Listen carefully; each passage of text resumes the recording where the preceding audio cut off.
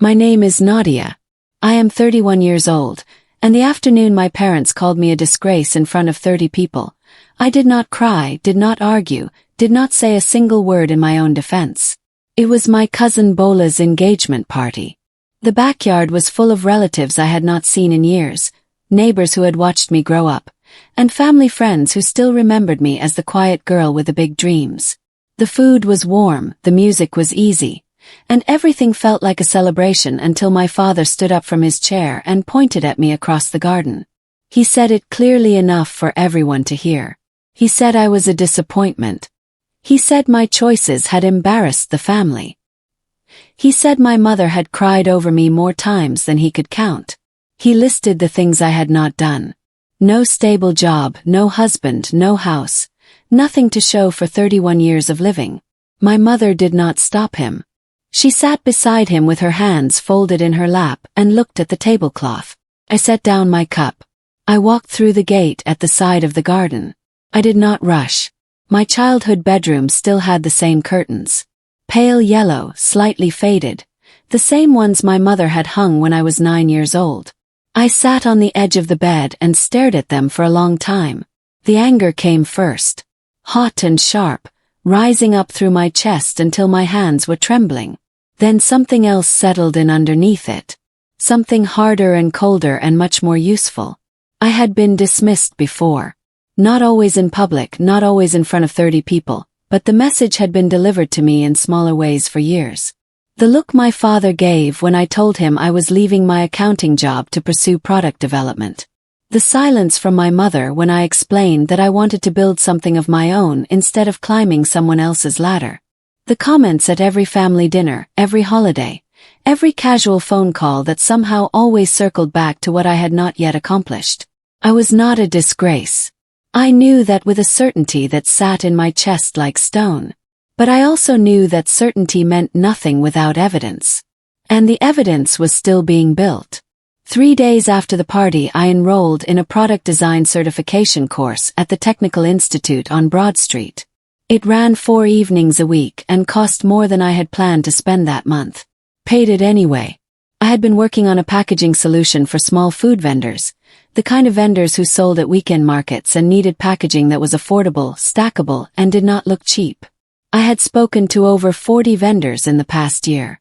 I had their pain points documented, their budgets mapped, their frustrations catalogued. What I did not yet have was the technical credibility to take the solution to manufacturers. The course would close that gap. I told no one in my family. Not my parents, not my older sister Amaka, who had been at the party and had watched our father speak without flinching. I went to my classes in the evenings and came home late and ate whatever I had left in the refrigerator and worked until past midnight most nights. On the 3rd week of the course, during a group project session, Amaka called. I let it ring. She called again. I silenced the phone. Later that night she sent a message. His name was Mr. Okafor. He was 63 years old, had spent 30 years in manufacturing, and had retired 6 months earlier to consult for small businesses on production scalability. I met him at the Technical Institute on a Thursday evening when he came as a guest speaker for our product development module. He spoke for 40 minutes and I filled 4 pages of notes. After the session, I was the only student who approached him. I showed him the summary document I carried everywhere, the 40 vendor research, the prototype sketches, the cost analysis. He looked through it without speaking. Then he looked up at me over his reading glasses. He said, "How long have you been working on this?" I said 18 months. He said, "Why haven't you taken it to anyone yet?" I told him about the certification gap, the technical credibility issue, the manufacturers who would not take a meeting without some form of institutional backing.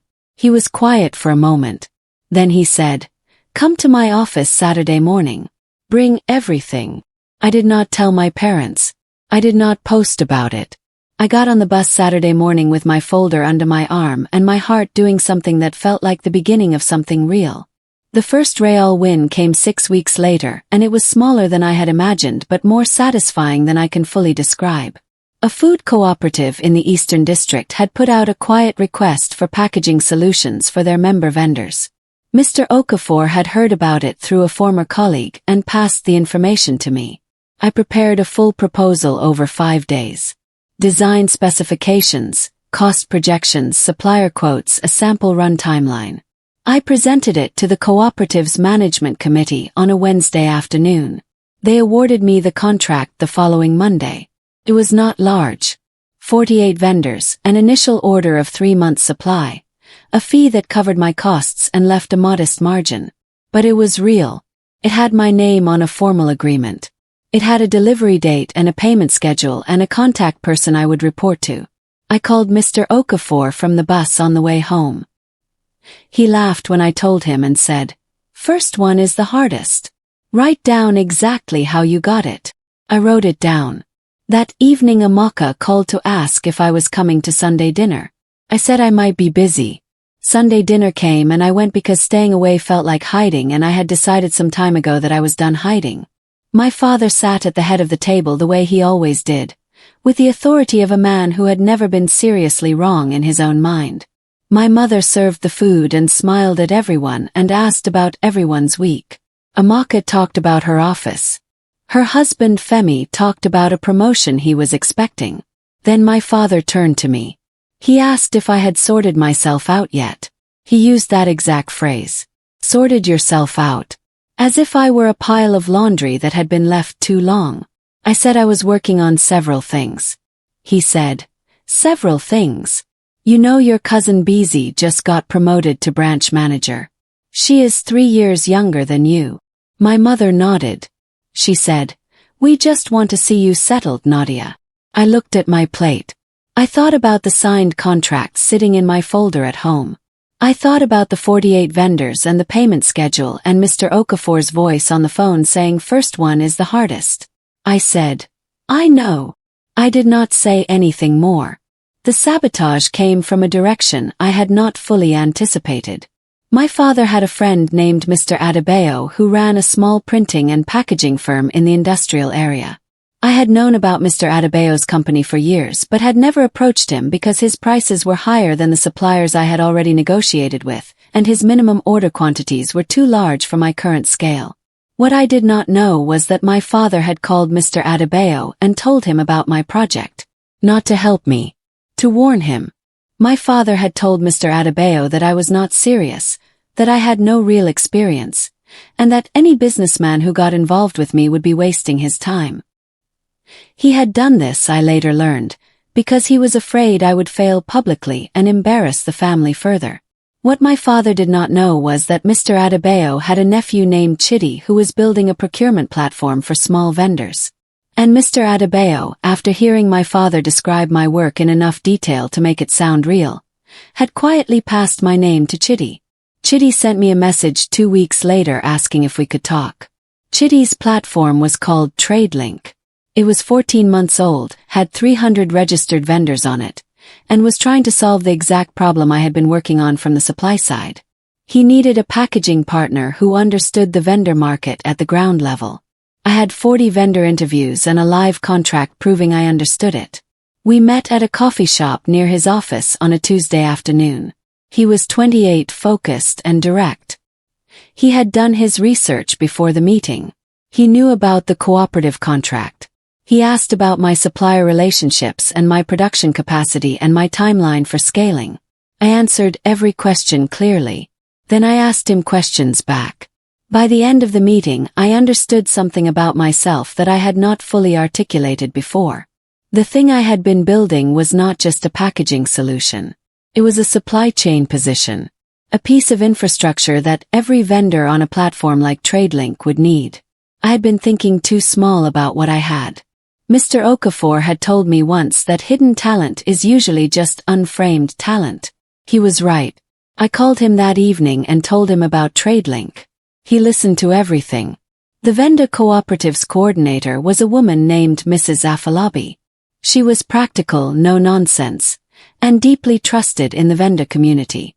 After the first delivery went well, she had recommended me to 2 other cooperatives in different districts without my asking. By the end of the 3rd month I had contracts with 3 cooperatives, a working supplier relationship, and a small but consistent revenue stream. It was not wealth, But it was proof. Mrs. Afalabi asked me to speak at the cooperative's quarterly vendor meeting. She wanted me to explain the packaging system to the full membership so they could understand what they were getting and why it worked the way it did. I prepared for a week. I stood in front of 60 vendors on a Saturday morning and spoke for 20 minutes. They asked questions. Good questions. Questions that told me they understood and cared. At the end, Mrs. Afalabi led a round of applause. I called my mother that afternoon, not to tell her about the meeting, just to check in. My mother told me my father had mentioned to some relatives that I was doing something with packaging but that he was not sure it was going anywhere. She said this gently, as if reporting the weather. The confrontation happened at a birthday lunch my mother organized for my father in late October. The whole family came. Amaka and Femi, two of my uncles, a couple of family friends. My father was turning 62 and he was in a generous mood for most of the afternoon. Then one of my uncles, Uncle Taiwo, asked what I was up to these days. Before I could answer, my father said, "She is still finding herself. At 31. The table laughed softly, politely. The kind of laugh people produce when they are not sure whether something is a joke. I looked at my father. I said calmly and clearly, "I have 3 active supply contracts and a platform partnership in development. I am not finding myself. I am building something." The table went quiet. My father's expression did not change immediately. Then he smiled the way people smile when they want to appear unbothered. He said, "Platform partnership. Very impressive. Let us see where it goes." Uncle Taiwo said, "Nadia, that sounds serious." I said it was. My father picked up his drink. He said to the table, "She has always had big ideas. We will see." He said it pleasantly. But his eyes when they met mine were not pleasant. The plan took shape over 3 weeks of evenings and 2 long Saturday sessions with Mr. Okafor at his office. TradeLink was preparing for a formal launch event in January, a public presentation to investors, corporate partners and media. Chitty had invited me to present the packaging supply component as a core part of the platform's vendor support infrastructure. This was not a small opportunity. It was the kind of visibility that could move my business from local contracts to something with genuine scale. I needed to be ready in a way I had never needed to be ready before. Mr. Okafor connected me with a woman named Mrs. Petra Cole, a former supply chain executive who now ran a consulting practice focused on small business formalization. She reviewed my numbers, my contracts, my supplier agreements, my cost model. She told me what was strong and what needed fixing. She was direct in the way only people who have seen real failures can be. I fixed everything she pointed to. Then I went back and fixed 2 more things she had not mentioned but that I could see needed attention once I understood her framework. The plan was not just to present well at the TradeLink launch. Amaka tried to help in December. Her version of help. She called to say she had mentioned my packaging work to a friend of Femi's who ran a printing company, and that the friend had offered to give me some advice.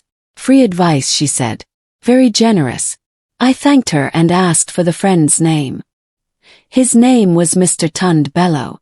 He ran a printing company that had nothing to do with food packaging or vendor supply chains. What he did have was a very confident opinion about everything. I met him for coffee because Amaka had arranged it and I did not want to be rude. He spent 40 minutes explaining that my market was too niche, that cooperatives were unreliable clients, that I should consider pivoting to corporate stationery printing instead. He had clearly been briefed on my work in very general terms and had filled the gaps with his own assumptions. I listened politely. I asked 2 questions that revealed clearly that he had not actually read any of what I was doing. He did not notice. When I left, I called Mr. Okafor from the car park and told him about the meeting. He laughed. The cooperative posted about me. Mrs. Afalabi wrote a piece for the cooperative's newsletter that was also published on their social media pages. The piece was called Packaging That Works, and it was about how the cooperative had improved vendor presentation and reduced packaging waste since partnering with my supply system. She used my name. She quoted 3 vendors by name. She included a photograph of the new packaging at a weekend market. The post got more engagement than anything the cooperative had shared in 2 years. Vendors tagged other vendors. A journalist from a small business publication sent the cooperative a message asking for more information. I did not know about the post until Mrs. Afalabi forwarded it to me with a note that said, "You deserve to see this." I read it 3 times. That same evening my father called. He had seen it. Someone had tagged him or shown him, I was not sure which. He called and said, his voice slightly different from its usual tone, "Someone sent me something about your packaging work." I said, "Yes." He said, "It seemed quite positive." I said, "It is." There was a pause. He said, Good. Then he said he was calling to ask about Christmas plans, and the conversation moved on. The family secret surfaced in the second week of December. I had gone to my parents' house to drop off some items my mother had asked for. My father was not home. While I was there, my mother, in the way she sometimes did when she was tired and her guard came down, began talking about money. About how difficult things had been. About a loan my father had taken 3 years earlier to invest in a business venture with a friend. About how that venture had failed and the loan was still being repaid. I listened carefully. I asked gentle questions. The full picture emerged slowly. My father had invested a significant sum in his friend's import business. The business had collapsed. The money was gone. They had been managing the repayments quietly, cutting costs, borrowing from family savings, keeping the financial stress hidden behind the composed surface they showed at every gathering.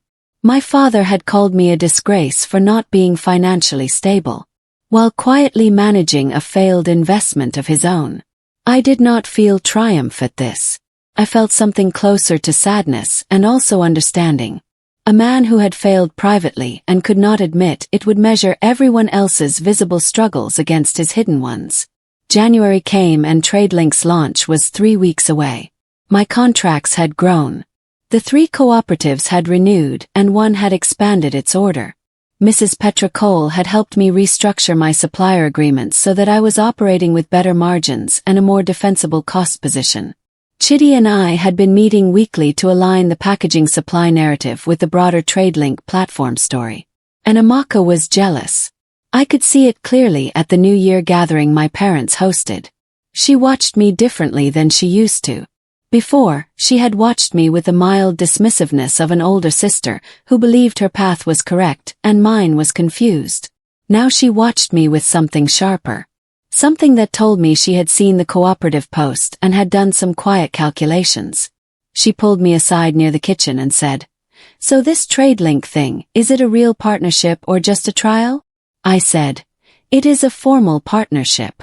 She said, "How formal?" I said, "Contractual." She went quiet. Then she said, "I just want to make sure you are not getting ahead of yourself."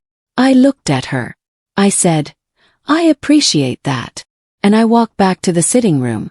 The TradeLink launch event was held on the 3rd Saturday of January at a conference center in the business district. 200 people attended. Investors, platform vendors, corporate partners, journalists, and a handful of guests that each presenter had been allowed to invite. I had invited my parents, Amaka, and Mr. Okafor. Chitty opened the event and presented the platform's growth story. Then he introduced the supply chain infrastructure component and called me to the stage. I spoke for 18 minutes. I had practiced the presentation 11 times. I knew every number, every slide, every transition. I spoke about the vendor market problem, the packaging gap, the solution I had built, the cooperative contracts, the scaling model, and what the TradeLink partnership meant for vendor access at scale. The room was attentive in the way rooms are when people are genuinely engaged rather than politely waiting. At the end there was sustained applause. A journalist in the 3rd row was writing.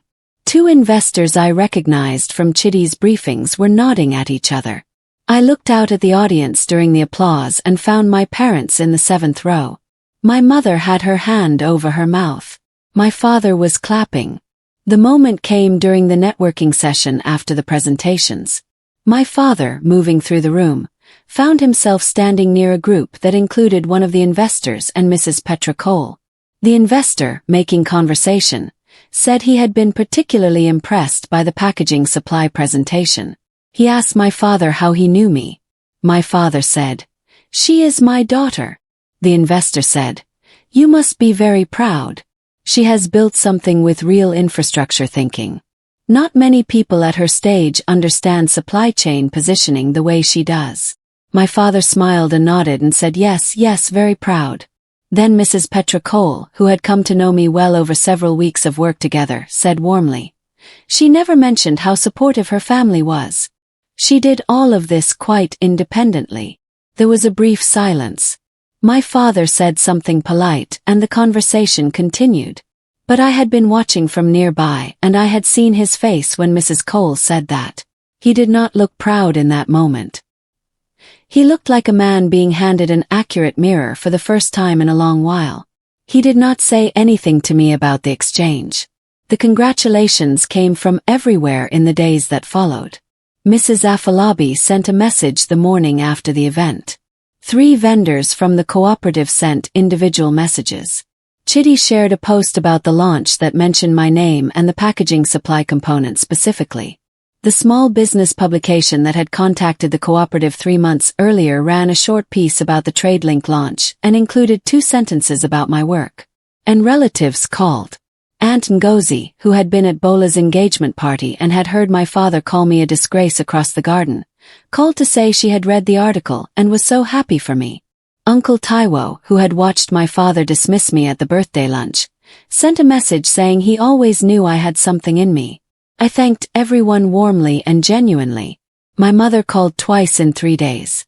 She sounded different on the phone. Lighter.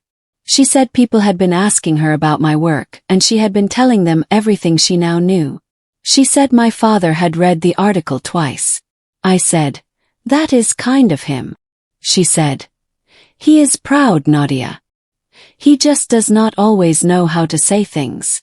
I said, "I know, Mama." The high-stakes moment came 4 weeks after the launch. A regional food industry body had seen the TradeLink presentation coverage and reached out to Chitty. They wanted to explore whether the packaging supply model could be adopted as a recommended standard for vendor certification across their membership network. Their membership was over 800 vendors across 4 cities. Chitty brought me into the conversation immediately. We had 2 preliminary calls with the body's director, a measured woman named Ms. Anya Bridwell, and then she invited us to present formally at their quarterly board meeting. This was a different scale from anything I had done before. My father heard about it. My mother had told Amaka, who had told Femi, who had apparently told my father. He called me himself this time. He said he had heard about a presentation to a regional board. I said, "Yes. In 3 weeks." He said, "Do you need anything?" Paused at that. It was the first time in my adult life that my father had offered help in relation to my work. Not criticism. Not concern about failure. Help. I said, "I think I have what I need. But thank you." He said, "All right. You will do well." The week before the board presentation, I prepared with a focus that felt different from anything before it. Mr. Okafor came to my apartment on 2 evenings and sat with me while I ran through the presentation. He asked hard questions. He pushed back on the parts that were slightly soft. He told me exactly where to be more specific and exactly where I was being more detailed than necessary. Mrs. Petra Cole reviewed the financial projections one more time and confirmed they were solid. Chitty and I aligned on every slide, every number, every claim. We had agreed that I would lead the vendor supply section and he would lead the platform metrics section.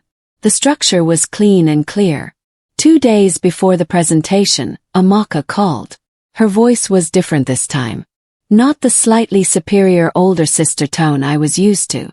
Something more careful. She said, "I want to say something." I said, "Go ahead." She said, "I did not support you the way I should have. When Dad said those things at Bola's party, I should have said something." "Waited," she said. "I was not sure you would make it. I thought maybe he was right. I am sorry for that." The regional board meeting was held on a Friday morning. The boardroom was formal, the table long, the 12 board members attentive and experienced. Ms. Bridwell introduced us with a warmth that told me she had already done significant internal advocacy before we arrived. Chitty presented first. Then I took over. I spoke about the vendor market with the authority of someone who had sat across from over 40 vendors and listened to their actual problems. I spoke about the packaging gap with the precision of someone who had designed a solution, contracted 3 cooperatives, and delivered on schedule. I spoke about scale with the confidence of someone who had already done the scaling mathematics with a former supply chain executive. At the end of my section, one of the board members, a man named Mr. Ease, who had said nothing during the entire presentation, leaned forward and said, "How long did it take you to build the cooperative model before you felt it was proven?" I said, 6 months of live contracts before I would call it proven. He nodded slowly. He said, "That is honest." The board voted at the end of the session. The resolution passed to adopt the model as a recommended vendor standard subject to a 6-month pilot. The family gathering happened the following Sunday. My mother organized it without telling me the reason until I arrived. She had invited the same relatives who had been at Bola's engagement party, the same neighbors, many of the same faces that had watched my father call me a disgrace across the garden 8 months earlier. My father stood up after the meal. He cleared his throat. He said he had something to say about his daughter Nadia. The room went quiet. He said he had watched me build something over the past year that he had not fully understood or supported. He said he had spoken words at a gathering like this one that he now wished he could take back. He said he had been wrong about what I was capable of and wrong about what I was doing. He said, "She is not a disgrace. She never was. That word was mine and I should not have used it." The room was very still. Uncle Taiwo started clapping. Others followed. My mother was crying quietly. Amaka caught my eye across the room and nodded. I looked at my father. He was looking at me the way he had looked at me during the applause at the TradeLink event, but more directly this time. Amaka came to my apartment the following week. She brought food, which was her way of saying something important without leading with words. She set the containers on my kitchen table and then sat down across from me and said she had been doing a lot of thinking.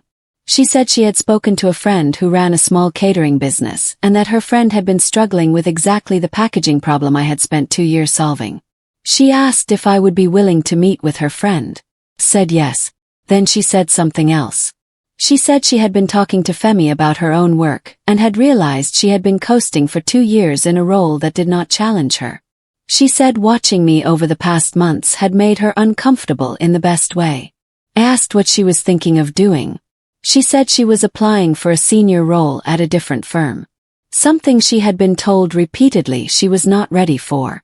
She said she was applying anyway. Smiled. I said, "Good." She said, "You are not going to tell me to be careful? To make sure I am ready?" I said, "No." Bly.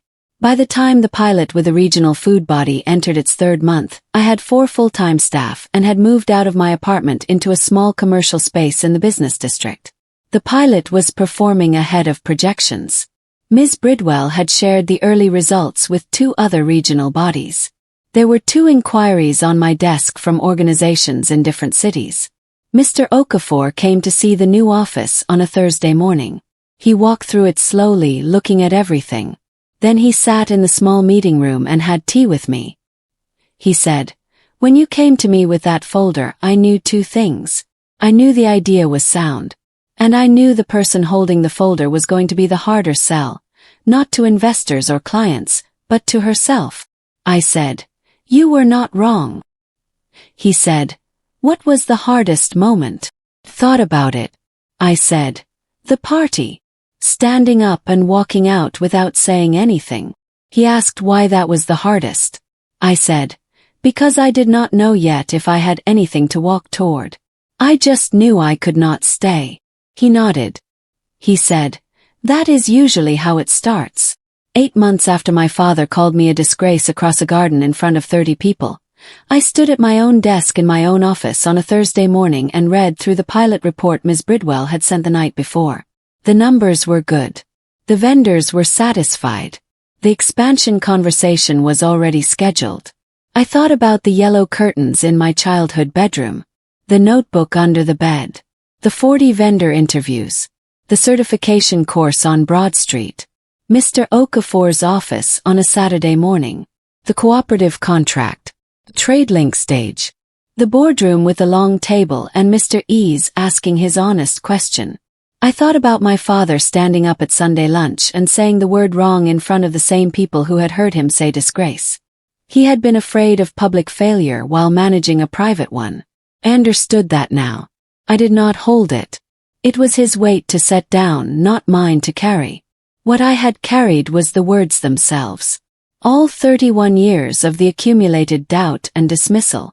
I had carried them not as wounds but as coordinates. They had told me exactly where I was not seen and exactly how far I needed to go to be undeniable.